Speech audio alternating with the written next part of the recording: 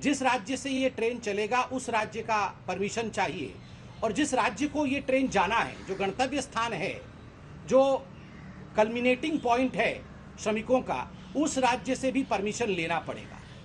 आप उदाहरणार्थ अगर श्रमिक महाराष्ट्र से निकल करके बंगाल जाना चाहते हैं तो महाराष्ट्र की सरकार की भी परमिशन की आवश्यकता पड़ेगी वहां से ट्रेन निकलने के लिए, और बंगाल के सरकार की भी परमिशन की आवश्यकता पड़ेगी वहां ट्रेन को रिसीव करने के लिए।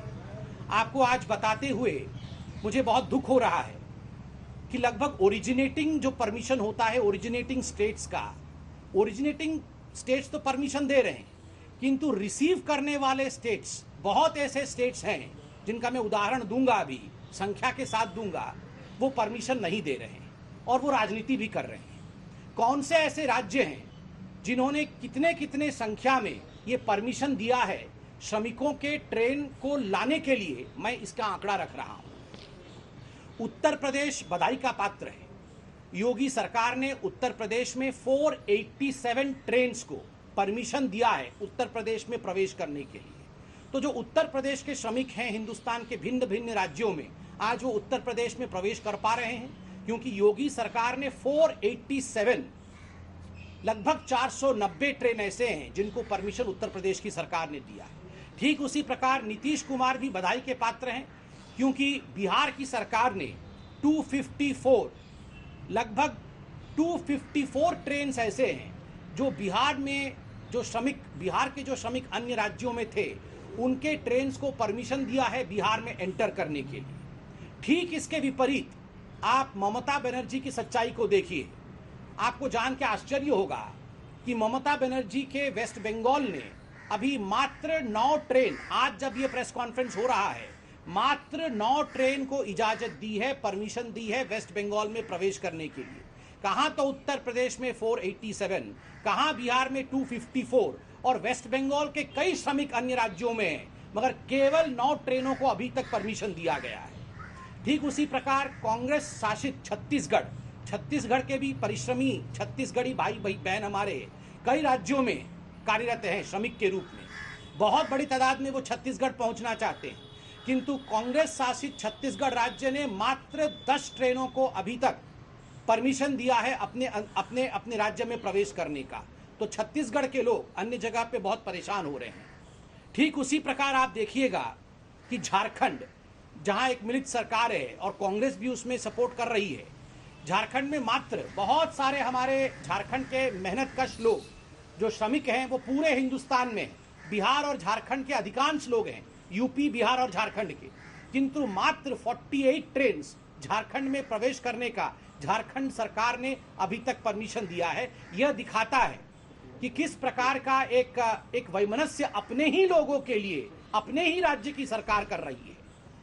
मैं आज सवाल पूछना चाहता हूं भाजपा की तरफ से, आदरणीय सोनिया जी और आदरणीय ममता बनर्जी, आप इस पूरे विषय को लेकर, आपके प्रवक्ता, आपके नेता प्रखरता के साथ राजनीति कर रहे हैं, इतने प्रेस कॉन्फ्रेंसेस, इतनी बाइट कर रहे हैं, किंतु परमिशन क्यों नहीं दे रहे हैं? आपकी जो राज्य सरकारें हैं वो अपने श्रमिकों को लाने की ट्रेन की, जो श्रमिक एक्सप्रेस ट्रेन है, उसकी परमिशन क्यों नहीं दे रहे? एमएचए द्वारा चिट्ठी लिखे जाने के बावजूद, पीयूष गोयल रेल मंत्री के फोन करने के बावजूद, वहां से चिट्ठी जाने के बावजूद, उसके बावजूद भी ममता सरकार एक तरह से इस पर कोई कार्यवाही नहीं कर रही और सोनिया जी भी इस पर कोई कार्यवाही नहीं कर रही। दुखद है कि जो तस्वीर आज हम सड़कों पर श्रमिकों की देख रहे हैं वो इसी का नतीजा है।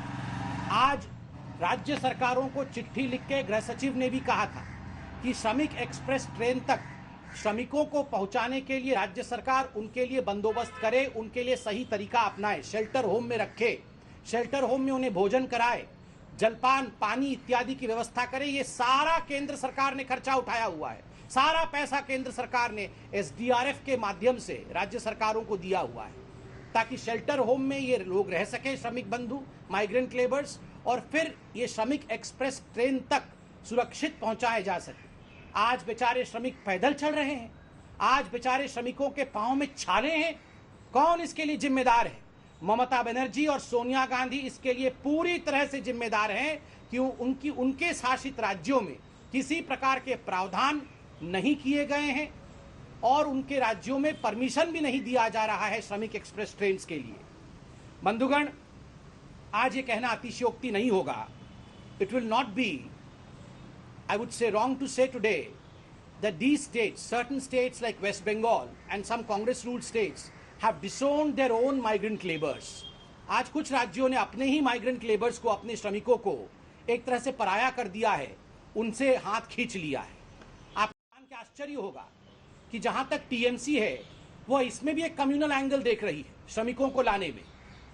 अजमेर दरगाह से ट्रेन करके वहां से श्रमिकों को ले आती है। जो बंगाल के लोग अजमेर दरगाह में फंसे थे, वहां से तत्कालीन परमिशन देके ट्रेन करके अजमेर दरगाह से लोगों को ले आती है। किंतु बाकी जो बंगाल के लोग अन्य जगहों में फंसे हुए हैं, वहां से एक भी ट्रेन नहीं चलती है। और सबसे बड़ा उदाहरण है कि बंगाल के सर्वाधिक श्रमिक किसी राज्य में पूरे हिंदुस्तान में है तो वो महाराष्ट्र में।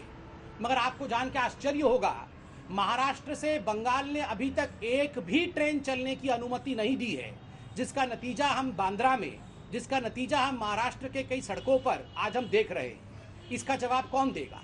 ममता बनर्जी जी को तुरंत प्रेस के सामने आकर न केवल बंगालियों से पूरे हिंदुस्तान में क्षमा मांगनी चाहिए, अपितु इस प्रकार के एक कम्युनल कलर से ये जो रिलीफ पहुंचाने की वो प्रयत्न कर रही है, उस पर भी जवाब देना चाहिए। अजमेर दरगाह के लोगों को लाया गया, कोई आपत्ति नहीं है, उन्हें भी लाना चाहिए। उत्तराखंड में भी फंसे हुए बंगालियों को लेकर आना चाहिए, यह भी ममता बनर्जी का ही दायित्व है। बंधुगण, बंगाल कोई साधारण राज्य नहीं है। What Bengal thinks today, India thinks tomorrow, ये कभी बंगाल के लिए कहा गया। 1971 में और उससे पहले 1947 में बंगाल ने बहुत बड़ा एक्सोडस और एक बहुत बड़ा माइग्रेशन देखा था। आप जानते हैं क्यों देखा था? पार्टीशन के कारण और युद्ध के कारण, बांग्लादेश के बनने के कारण। बंगाल ने बहुत कुछ सहा है और आज भी ममता बनर्जी के निर्मम एटीट्यूड के कारण, उनकी निर्मम मनोवृत्ति के कारण पूरे हिंदुस्तान में बंगाल के जो श्रमिक हैं वो बहुत कुछ सह रहे हैं। इस पर राजनीति नहीं होनी चाहिए। प्रत्येक राज्य सरकार का कर्तव्य है कि वो श्रमिकों को लेकर सेंसिटिव हो। केंद्र सरकार ने हर प्रकार से राज्य सरकार को जो सहूलियत देना चाहिए श्रमिकों के लिए, शेल्टर होम, 3 वक्त का भोजन, प्रत्येक भोजन 100 रुपए की है, ये कल निर्मला सीतारमण जी ने खुद कहा।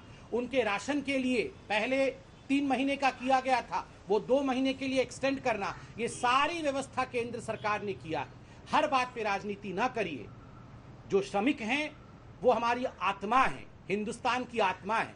आत्मा के ऊपर इस प्रकार कुठाराघात करके राजनीति करने की कोशिश जो राजनीतिक दल कर रहे हैं, कहीं ना कहीं वो हिंदुस्तान की आत्मा के साथ खिलवाड़ कर रहे हैं। ये उचित नहीं है। बहुत बहुत धन्यवाद। आज इतना ही विषय रखना। सर, वो पृथ्वीराज चौहान वाले पे एक फाइट, उस पर ठीक है, इतना विषय।